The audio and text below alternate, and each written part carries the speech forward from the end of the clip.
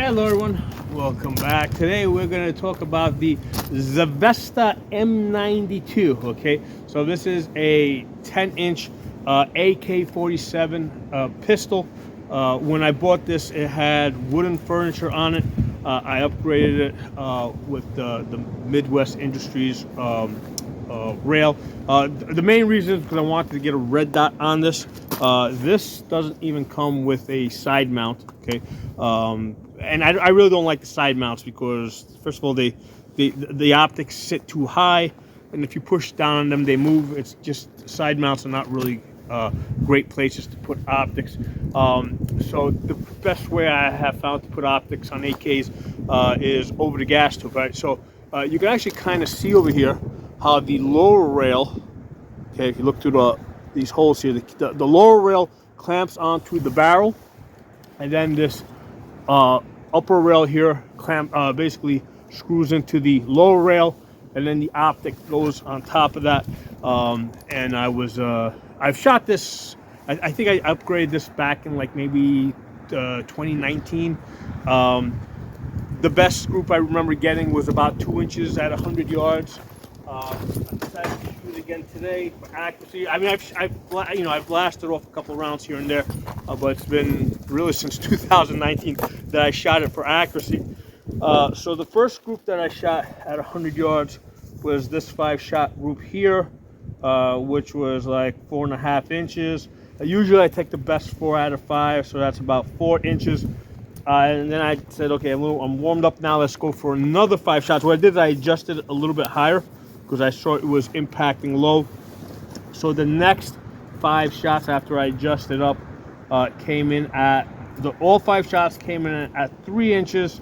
And if I take the best 4 out of 5, I've got 2 inches. So yeah, basically 2 inches at 100 yards, which is what I shot the last time I was shooting for this. That's what this. The main issue with this, because I truly believe that this and all of my AKs are capable of shooting 1-inch groups at 100 yards. The main issue with this is I cannot put a magnifier back here, right? So when I'm shooting this target at 100 yards, I mean, I didn't even bother to put a bullseye on the paper because I can't see it at 100 yards. I'm basically using the whole paper as the bullseye, and I'm trying to center my dot on the paper. So that's not going to be, as good as if I had a fine aiming point that I can hold on. Okay, so that's the reason why the best I can do with a red dot alone is is 2 inches. Okay, but yeah, like I said, I believe that it probably would get 1 inch if I could put a magnifier behind the red dot. So as far as shooting it, now I was shooting the 7.5 inch AR-47 yesterday. Okay, so that got 1.5 inches at 100 yards with the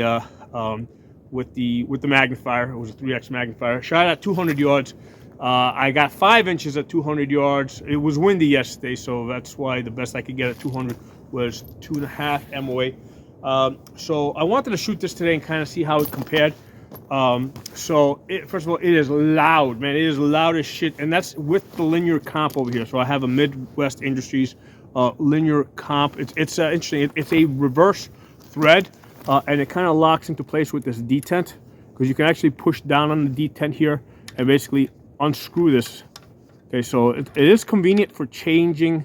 If you wanted to change muzzle devices, it does sit a little bit loose because of the way it goes. However, it is loud. It is a lot louder than other ARs that I have that have similar style linear comps. And I think the reason might be because it's a lot of the noise might be escaping out the back over here, right? And the other thing that might be happening is because AKs are typically very overgassed. And what happens is the excess basically comes out the vent hole at the front of or behind the piston. So because it's like so overgassed, a lot of the noise comes out of the ejection port. So it's called port pump. Okay, so a lot of the noise ends up coming out of here, and it is really loud. Because yesterday, when I was shooting the AR-47 in 7.5 inches, that just had a flash hider on that, and that was a lot quieter, a lot more pleasant to shoot. This, I think I probably shot about 20 rounds today, right? Those two groups there plus another, some more, and like it's giving me like a mild headache, right? And I'm using earmuffs. If I was shooting this with earplugs, I mean, I'd have a pretty good headache. Okay, so the you know, again, the main purpose of me shooting this today is I wanted to see how it compared to the AR-47 that I shot yesterday, which was 7.5 inch, and this is longer. This is a 10-inch barrel, and the 7.5 inch AR-47 way more pleasant, a lot easier to shoot. I had that out at 200 yards. I was gonna shoot this at 200 yards, and basically I looked at the target at 150 yards, like, which again, I don't have a magnifier. And basically the red dot was like bigger than the target. So I said, you know, that's just stupid. I mean, at 200 yards, the red dot would be like this big. Like, you know, there's no way I'm going to get good, accurate hits. If I get any hits, it'll just be like, you know, luck. So, I mean, I'll get hits on the thing, but I won't get good enough hits where I can call a group, right? You know, I'll get some impacts, but so I didn't even bother. So that's, you know, again, I just want to give you guys that feedback as to, you know, what it's like when you have a great gun like this, because this is an excellent gun, but I can't put a magnifier behind it. So it's really limiting me to precise, you know, accurate fire, right, to 100 yards. And at 200 yards, you know, I'm pretty much doing like suppression fire or air, you know, because I can't do precise shots because the red dot's just so big.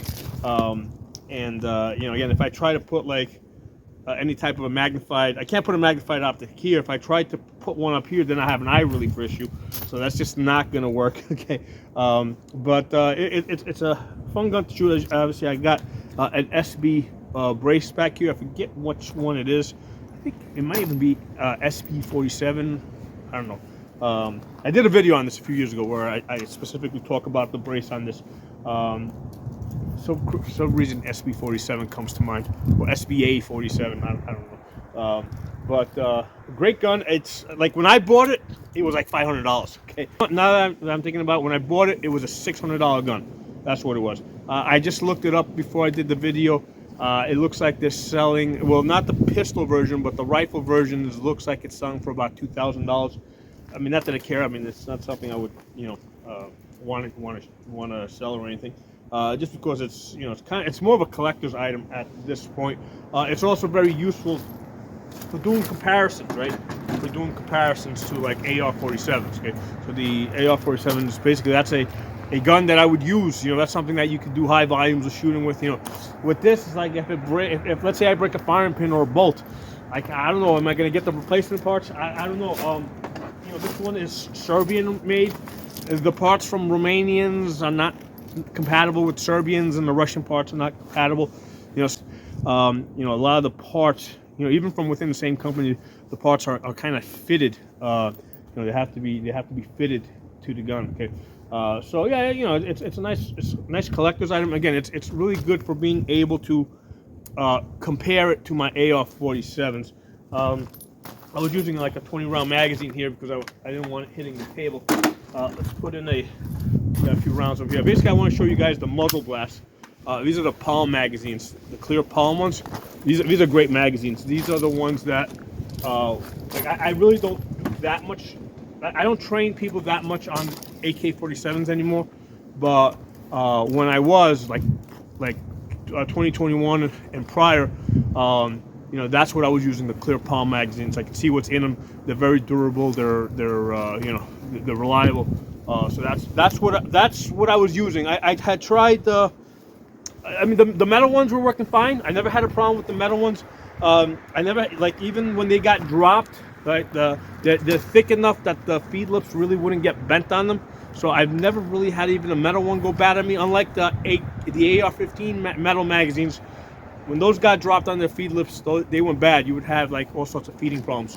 So I never had an AK magazine that went bad. Okay, but yeah, I'm primarily using the clear Palm ones just so that I could see what's in there. Because I would tell people, like, for a drill, okay, load 6 rounds in the magazine, right? If I have a clear magazine, they can see what's in there. Okay, if it's not clear, I might have like 10 people running up to me asking me how many rounds they put in their magazines. Okay. So anyway, pay attention to the muzzle blast on this thing. It's fun. I mean, I've shot this at night. It's a flamethrower. But yeah, it's a fun gun. When I'm shooting it like this, standing, it doesn't seem as concussive. When I'm shooting it like off the table, right? What's happening? A lot of sound kind of like bounces back off the table back onto me, and it feels a lot more concussive. When you're standing and leaning into it, it's not as bad. Now I did do some. I have looked up, like in I guess Soviet breakaway countries where they did use these the short AK-47s. From what I've been able to gather, okay, the people that use them, like soldiers and people that use them, they didn't like them. They didn't like them primarily because of the concussive blast. It was just hard to train with. And what it comes down to is, like, if you're not, like, if the gun is not pleasant to shoot, realistically, you're not going to practice with it. You're not going to want to train with it. Okay. So, you know, I mean, that's why I don't think that the AR-15 shooting 5.56, I don't think it's, I mean, I think it's going to be around for at least another 100 years. Okay. Because it is a pleasant gun to shoot and train with. Okay. You know, if you step it up to just like an AK-47, like not the, like if I go to a standard 16-inch AK-47, right? You know what? There's a little bit more recoil. It's you know, it just kind of like puts it over that edge where it's like, yeah, you know what? If you shoot 100 rounds, you're good. You know, you had enough for the day. You know.